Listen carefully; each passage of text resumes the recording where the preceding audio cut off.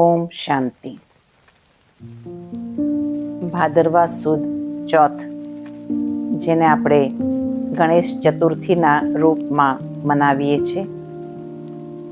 ગણેશ ચતુર્થી એ શ્રી ગણેશને એની ઉત્પત્તિના નિમિત્તે આપણે યાદ કરીએ છીએ, પરંતુ એની પાછળના ઘણા રહસ્યને આપણે નથી જાણતા. એ શ્રી ગણેશ જે શિવપુત કહેવાય છે,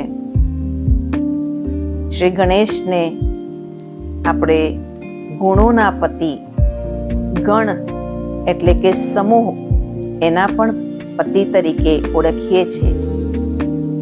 તો એની પાછળના ઘણા રહસ્યને આજે આપણે જોઈશું.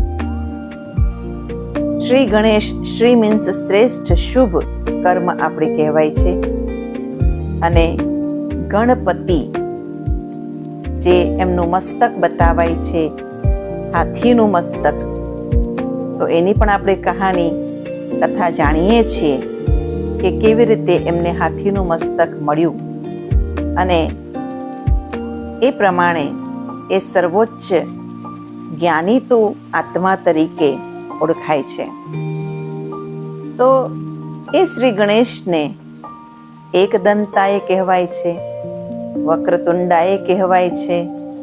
4 હાથની અંદર 4 અલગ અલગ અલંકારો બતાવવામાં આવે છે, અને ગજાનંદ એટલે કે ખૂબ મોટું મસ્તક.